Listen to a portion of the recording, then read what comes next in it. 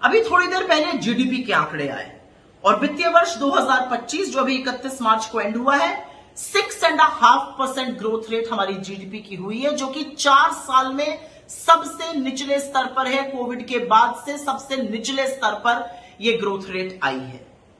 यहां पर यह बताना जरूरी है कि हिंदुस्तान इस टाइम पर 7% ग्रोथ रेट इकोनॉमी भी नहीं है। हमारी ग्रोथ रेट फिस्कल ईयर 25 में 6.5% आई है। इसके पहले वाले साल में 9.2% थी। फिस्कल ईयर 23 में 7.6% थी। फिस्कल ईयर 22 में 9.7% थी। तो हमारी ग्रोथ रेट 4 साल में सबसे निचले स्तर पर आई है। इसका पूरा प्रभाव निवेश पर, कंजम्पशन पर, जॉब्स पर, इकोनॉमिक एक्टिविटी पर पड़ता है। क्या ग्रो कर रहा है? एग्रीकल्चर हर बार की तरह संजीवनी साबित हुआ। पूरे साल में एग्रीकल्चर की ग्रोथ रेट करीब 4.6% रही, जो पिछले साल उसके मुकाबले 2.7% ही थी।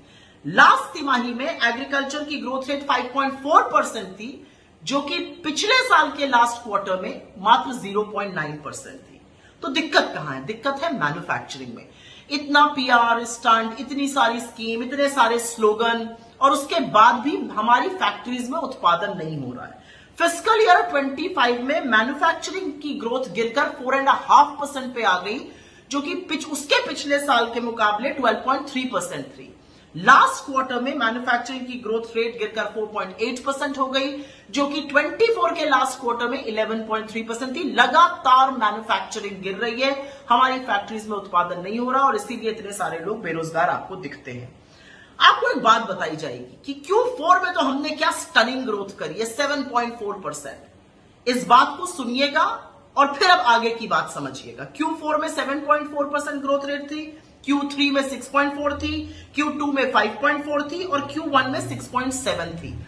तो फर्स्ट हाफ में एवरेज ग्रोथ रेट 6% थी, सेकेंड हाफ में एवरेज ग्रोथ रेट 6.9% है। पहले यह बात समझ लीजिए। अब आगे की बात करते हैं।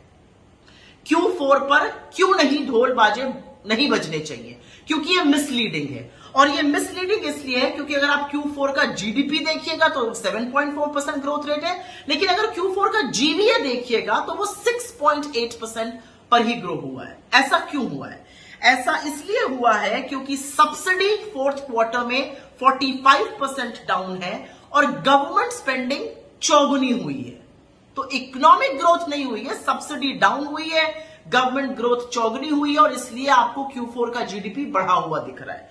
कुछ और आंकड़े समझ लीजिए। जो Q4 का नेट इनडायरेक्ट टैक्स ग्रोथ था वो 12.7% हुआ है, जबकि Q1, Q2 और Q3 का average net indirect tax growth मात्र 4% पर है। तो वहां से चौगुने से भी ज्यादा बढ़ोतरी हुई है।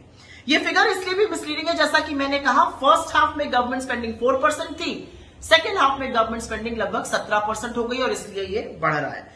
तो H1 की जीडीपी ग्रोथ और H2 की जीडीपी ग्रोथ में वेरिएशन इसलिए नहीं है क्योंकि एकदम से इकोनॉमिक एक्टिविटी हो रही। वेरिएशन इसलिए है क्योंकि गवर्नमेंट स्पेंडिंग सेकेंड हाफ में ज्यादा हो रही है, सब्सिडीज फ्रंट लोड कर दी गई, सब्सिडीज पहले दे दी गई, गवर्नमेंट स्पेंडिंग बाद में की गई। लेकिन असलियत यह है कि इकोनॉमी अगर इतनी अच्छी ग्रो कर रही है तो उसका प्रभाव जमीन पर क्यों नहीं दिख रहा है? और वो इसलिए नहीं दिख रहा है क्योंकि रियल इकोनॉमिक ग्रोथ हो ही नहीं रही है। यह आंकड़ों की करामात है Q4 में। अदरवाइज इंडिया इज अ सब 7% ग्रोथ इकोनॉमी। और यहां पर एक बात और कह दूं, विकसित भारत की जो बात की जा रही है, अगर विकसित भारत हमें बनना है तो हमें अगले 22 सालों में लगातार 8.2% की जीडीपी ग्रोथ रेट चाहिए हर साल दर साल। और अगर वो नहीं हो सकता है तो 2047 तक हम विकसित भारत नहीं बनेंगे। इसीलिए आंकड़ों को समझिए। 6.5% ग्रोथ रेट आई है, 8.2% चाहिए विकसित भारत के लिए। 4 साल में ये सबसे निचले स्तर पर है। इसका कुप्रभाव हमारे जॉब्स पर, हमारे निवेश पर, हमारे कंजम्पशन